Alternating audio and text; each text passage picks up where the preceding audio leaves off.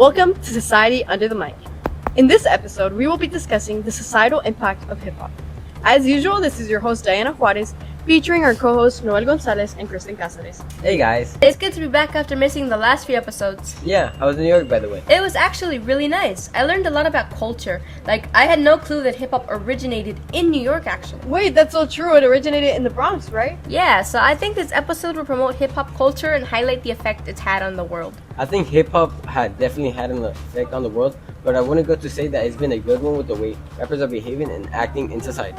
I mean, recent articles have shown that hip hop leads to toxic behavior and substance abuse. I have to disagree with that, but it's a good thing our special guest is here. Let's give a very warm welcome to our very special guest. Being a hip hop artist himself, I think he has a lot to say about hip hop. Hey guys, it's your boy Jake in here, and I'm really excited to share my experience of the world of hip hop. From collaborating with Kendrick Lamar and Chance the Rapper to working together with them through activism.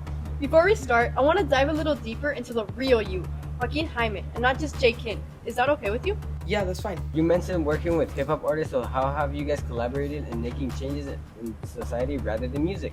Well, I talked about working with Chance, and he's done a lot for society actually. Like, did you not hear when he led the initiative to provide coats for more than 1,000 homeless people? No, I haven't actually. Hold on though. What if Chance is looking for the personal benefits and donating money to homeless people? How do you know that hip hop artists are doing good in society and not just seeking personal gain? Boom! Chance or any artist does this for anything other than to just spread awareness and advocate for change in society. These good deeds are a way to spread kindness and awareness to break the stereotypes of how hip hop artists behave. I strongly believe that they just want their audience to feel like they have an actual voice in society. Let's get to more deep questions like, why do you think artists like Chance focus on homelessness during their activism? Well, Chance grew up in middle class, so he's seen people being kind more firsthand. And he grew up surrounded by very generous people like former President Barack Obama. So you're saying that by being surrounded by generous people, you're encouraged to do the same? Exactly. Okay, so keeping that in mind, obviously you've heard the very bad things that P. Diddy has done. You've also heard about Dr. Dre got arrested for drunk driving. If you're saying that by being surrounded by good influences affects your actions, what do you have to say about the rappers who influence their fans towards negative behavior? Man, they have so many young, gullible fans and listeners who look up to them, and if they see that their favorite rappers are being arrested for bad things, they might be persuaded to do the same. Well, obviously there have been some very bad things done by other rappers, but that still doesn't mean that every single one of them is bad.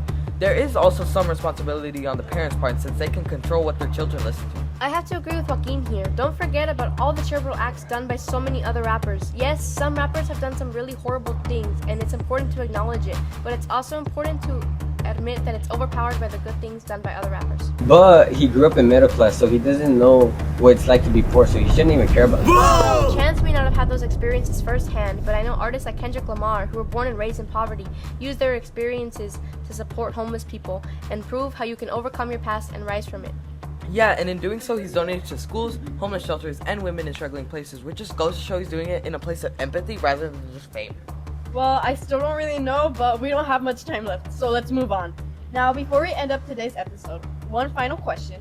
How do you think hip-hop has impacted our society? Here's what I'll say. Hip-hop is a way of advocating for social change, and it continues to shape the world every single day. It offers a platform for self-expression while reflecting the diverse experiences of people across the globe. We can all agree that hip-hop had a drastic impact on our society.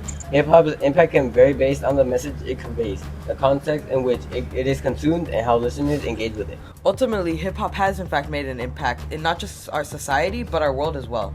Well, that's all the questions I have for you today. Thank you everybody for listening, and a big thanks to Joaquin for coming today and speaking to us about his profession. And we'll see you guys next time under the mic.